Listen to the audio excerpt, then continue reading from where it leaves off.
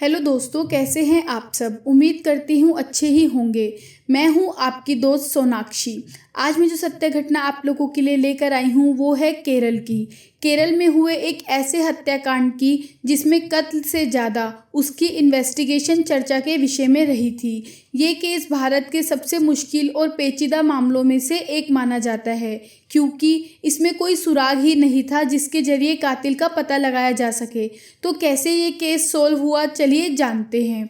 इससे पहले दोस्तों, आप हमारे चैनल पर नए हैं तो कृपया चैनल को सब्सक्राइब कर दें और वीडियो को लाइक कर दें और कमेंट करना ना भूलें कि आपको यह सत्य घटना कैसी लगी। 8 जनवरी 2018 को केरल के एर्नाकुलम में कुंबलम के पास एक नदी के किनारे नीला रंग का ड्रम पड़ा हुआ था, जो कई महीनों से यूं ही पड़ा हुआ था। वहां आते जाते लोगों ने इस ड्रम पर पहले तो गौर नहीं किया, लेकिन जब उस ड्रम में से बेहद गंदी स्मेल आनी शुरू हो गई तो वहां से आने जाने वाले लोगों का ध्यान उस पर जाने लगा और हर कोई यही सोचने लगा कि इसमें क्या हो सकता है। एक दिन कुछ मछुआरों ने सोचा कि क्यों ना इस ड्रम को खोलकर देखा जाए कि आखिर इसमें है क्या।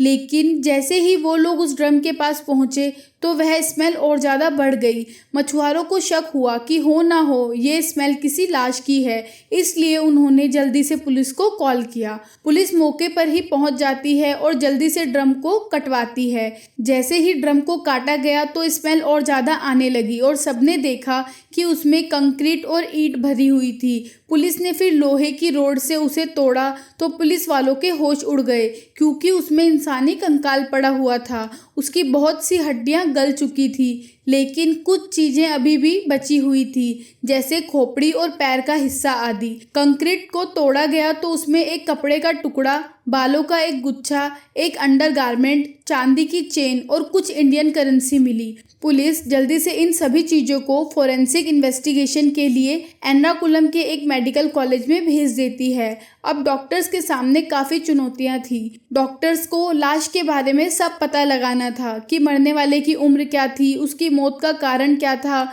जो बालों के गुच्छे मिले थे उनसे लग रहा था कि लाश किसी औरत की थी, लेकिन आजकल लड़के भी लंबे बाल रखते हैं, इसलिए बालों से अभी पता लगाना थोड़ा मुश्किल था कि ये लड़के की लाश है या किसी लड़की की। फिर जैसे जैसे जांच आगे बढ़ी तो यह साफ हो गया कि लाश किसी लड़की की थी। 3 दिन यानी 8 जनवरी से 11 जनवरी 2018 तक पोस्टमार्टम की प्रक्रिया चलती रही। हड्डियों से जितनी भी जानकारी मिलनी थी लगभग मिल चुकी थी। अब बारी थी बाकी मिली चीज़ों की जांच करने की। वहीं पुलिस भी जांच में जुटी हुई थी। तभी उन्हें शक हुआ कि हो ना हो ये हत्या नवंबर 2016 से पहले की गई होगी, क्योंकि मरने वाले के पास जो इंडियन करेंसी मिली थी उनमें 3 500 के नोट पुराने थे।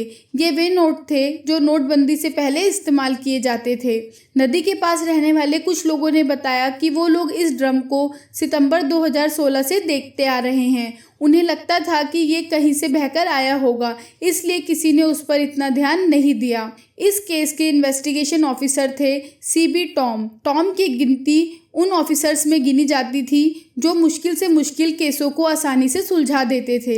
लेकिन जब ये केस उनके पास आया तो पहली बार वो भी उलझन में पड़ गए, क्योंकि इससे पेचीदा केस उन्होंने अपने करियर में कभी नहीं देखा था।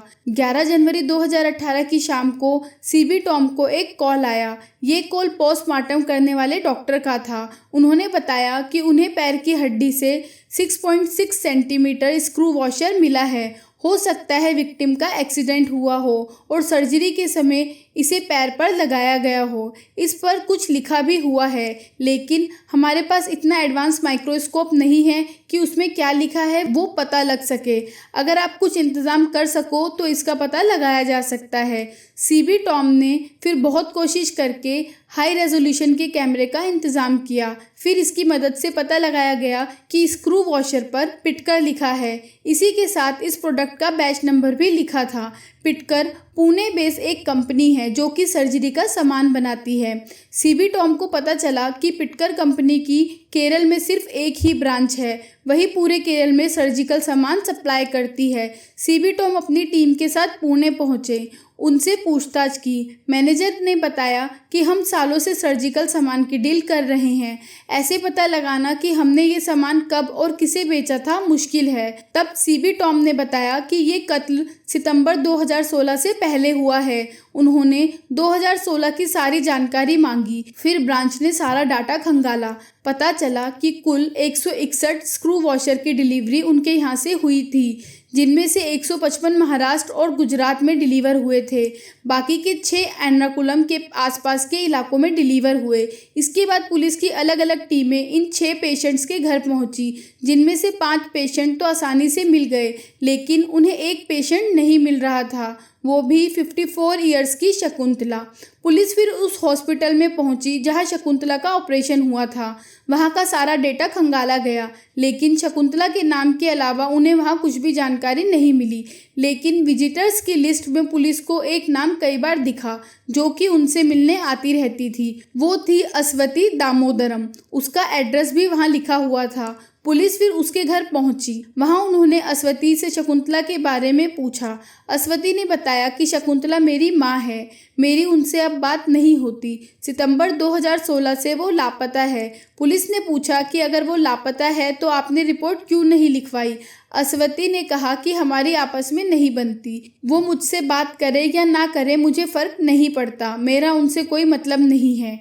ये सब सुनकर पुलिस दंग रह गई। पुलिस को इसी के साथ उस पर शक भी हुआ, इसलिए उन्होंने उसका चिट्ठा खंगालना शुरू किया। पूछताछ के दौरान एक कहानी सामने आई। पता चला कि अस्वती एक लड़के से प्यार करती थी। शकुंतला को ये रिश्ता मंजूर नहीं था। फिर भी बेटी ने भागकर उस लड़के से शादी कर ली थी, जिसके बाद दोनों के 2 बच्चे हुए। लेकिन ये रिश्ता ज़्यादा समय तक नहीं चल सका। पुलिस ने फिर अस्वती से पूछताछ करी तो उसने बताया कि शकुंतला भी अपने पति से अलग एक किराए के घर में रहती थी। वो लॉटरी की टिकट बेचकर गुजारा करती थी। तलाक के बाद अस्वती अपनी माँ के साथ ही रहने लगी। इन्हीं दिनों शकुंतला स्कूटी से उसके साथ कहीं जा रही थी, तभी रास्ते में उसका एक्सीडेंट हो गया। आसपास के लोगों ने उन्हें हॉस्पिटल में भर्ती करवाया, जहां उनकी एंकल सर्जरी हुई थी। वहीं दूसरी तरफ अस्वती का सजीत नामक एक युवक से अफेयर शुरू हो गया और उसने उस लड़के से शादी कर ली। अब सजीत भी उनके साथ उन्हीं के घर में रहने लगा था। कुछ दिन बाद शकुंतला को चिकन पॉक्स हो गया, जिस कारण थोड़े दिन के लिए अस्वती बच्चों को लेकर पास के लॉज में रहने चली गई, ताकि चिकन पॉक्स उसे या उसके बच्चों को ना हो जाए। लेकिन सजीत अभी भी वहीं रह रहा था। जब कुछ दिन बाद अस्वती वापस घर लौटकर आई तो उसने सजीत से पूछा कि माँ कहाँ है। सजीत ने बताया कि शकुंतला अपने दोस्तों के पास दिल्ली चली गई है। इसके बाद का मुझे नहीं पता कि अब वो कहाँ है। पुलिस ने फिर अस्वती से पूछा कि तुम्हारा पति सजीत कहाँ है। अस्वती ने बताया कि जिस दिन उसे माँ के बारे में पता चला कि वह दिल्ली चली गई है, उसी के अगले दिन हार्ट अटैक से सजीत की भी मौत हो गई थी। पुलिस को ये बात काफ़ी अटपटी लगी, इसलिए उन्होंने यह बात उस हॉस्पिटल से भी कंफर्म की जहां सजीत को इलाज के लिए ले जाया गया था। डॉक्टर ने बताया कि हाँ, सच में सजीत की मौत हार्ट अटैक से हुई थी। अब फिर से पुलिस के लिए ये केस और भी पेचीदा हो गया।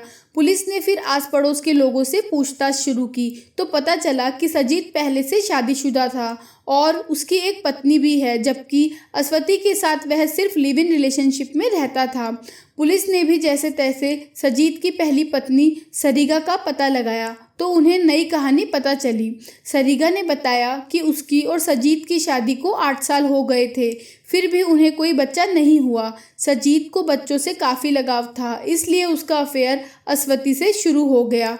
इस बात का पता जब सरीगा को लगा तो सजीत ने उसे यह कहकर मना लिया कि अस्वती की देखरेख के लिए कोई भी नहीं है और ऐसे में हमें उसे सहारा देना चाहिए, इससे उन्हें भी बच्चों का सुख मिल जाएगा। सरीगा भी इस बात के लिए मान गई और उसने अस्वती के साथ सजीत के अफेयर को मंजूरी दे दी। लेकिन जब इस बात का पता शकुंतला को लगा तो वह काफ़ी गुस्से में आ गई। उसने कहा कि वह इस बारे में अपनी बेटी को बता देगी। सरीगा ने बताया कि मैं और मेरे पति शकुंतला को समझाने के लिए उनके घर भी गए।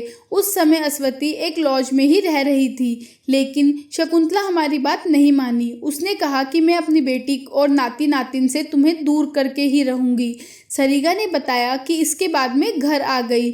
मुझे फिर आगे कुछ नहीं पता, क्योंकि अगले दिन तो हार्ट अटैक से मेरे ही पति की मौत हो गई थी। फिर पुलिस ने सजीत के दोस्तों से भी पूछताछ की। एक दोस्त ने बताया कि सजीत ने उससे एक नीले रंग का ड्रम मंगवाया था पानी के स्टोरेज के लिए। वहीं 3 दोस्तों ने भी बताया कि उन्होंने सजीत को किसी नीले ड्रम में कुछ डालते हुए देखा था। इसी से पुलिस ने पूरे केस को सॉल्व किया। पुलिस के सामने अब पूरा केस खुल चुका था। पुलिस अधिकारी सीबी टॉम के मुताबिक सजीत को डर था कि जब शकुंतला अस्वती को उसकी सच्चाई बताएगी तो वह उसे छोड़ देगी और अपने बच्चों से भी नहीं मिलने देगी। इसलिए सजीत ने ही शकुंतला का मर्डर कर दिया। लेकिन उसे इस मर्डर का इतना अफसोस हुआ कि इस बारे में सोच सोचकर उसे हार्ट अटैक आ गया। इससे सजीत की मौत हो गई और ऐसे यह मुश्किल और पेचीदा केस सॉल्व हुआ। दोस्तों, आपका क्या विचार है इस घटना को सुनने के बाद? हमें कमेंट में जरूर बताएं। दोस्तों, इस कहानी को सुनाने का उद्देश्य किसी को परेशान करना या किसी का दिल दुखाने का नहीं है, बल्कि हम चाहते हैं कि आप लोग इस घटना को सुनें और सतर्क रहें तथा अपना और अपने परिवार का ख्याल रखें। तो दोस्तों, कैसी लगी आपको यह सत्य घटना? कमेंट करके ज़रूर बताएं। और आपने अगर अब तक इस चैनल को सब्सक्राइब नहीं किया है तो प्लीज़ चैनल को सब्सक्राइब कर दें और बेल आइकन भी प्रेस कर दें। तो अब जल्दी ही मिलते हैं एक और नई सत्य घटना के साथ।